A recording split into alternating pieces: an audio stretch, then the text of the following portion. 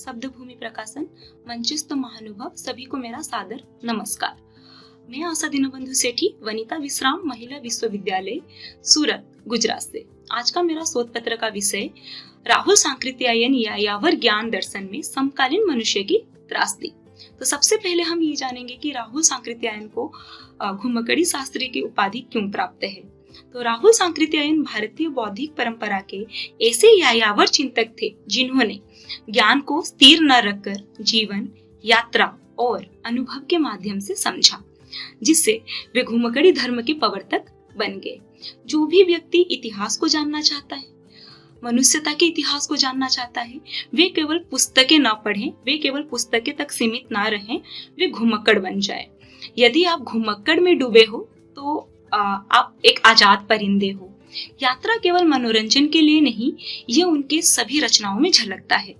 अपने भीतर की तलाश में निकल पड़ो और एक बेहतर इंसान बनकर लौटो।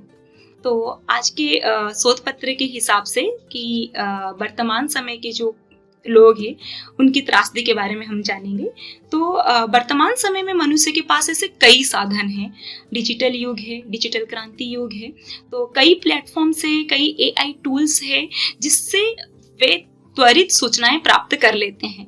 बहुत सारे जगह के बारे में वो यूट्यूब के वीडियो से जान लेते हैं, ब्लॉगिंग के माध्यम से जान लेते हैं, परंतु वे लोग वास्तविक ज्ञान से दूर हो जाते हैं और अनुभव से और गहराइयों से और चिंतन शक्ति से वे वंचित रह जाते हैं। तो इसीलिए जीवन जीने की कला राहुल जी हमें यात्रा के माध्यम से समझाने की कोशिश करते हैं। तो उनकी एक रचना है मेरी तिब्बत यात्रा। उसमें उन्होंने शुरुआती दौर में ही जिक्र किया है कि वो किस प्रकार वहां तक पहुंचे, बहुत से संघर्षों के बाद वहां पर पहुंचे वो, और एक पुस्तक के बारे में उन्होंने जिक्र किया था। नालंदा विश्वविद्यालय पुस्तकालय के कुछ पांडुलिपि उनके हाथों प्राप्त हुए थे, और इसके पीछे का कारण हम भली भांति जानते हैं। बख्तियार खिलजी, जिनके खूंखार रणनीति और आक्रमण से नालंदा विश्वविद्यालय को नष्ट कर दिया गया था, और जिसके कारण उस समय जो सिद्ध थे वे नेपाल और तिब्बत की ओर प्रस्थान कर गए थे, और उन्हीं के माध्यम से ही वह रचनाएं वहां पे संरक्षित रखी गई थी। और वे पुस्तकें और पांडुलिपि जो कि राहुल सांकृत्यायन जब वहां पे गए थे यात्रा करने के दौरान उनको प्राप्त हुए।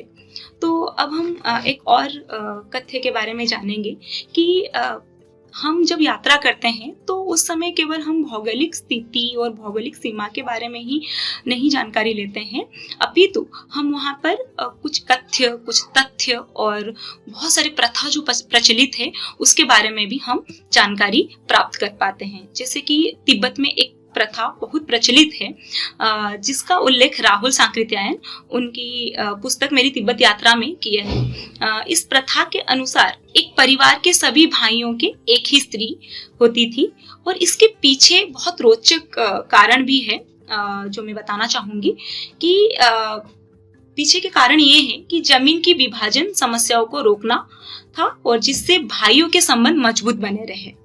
तो उनका कहना है कि जब आप घूमते हैं तो आपके भीतर एक जो व्यवहारिक ज्ञान है और वास्तविक ज्ञान है वो सदैव विकास के क्रम में रहते हैं।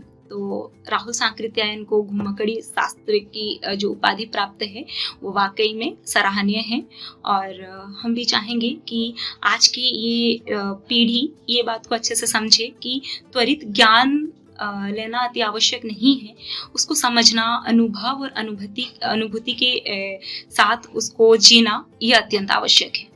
नमस्कार।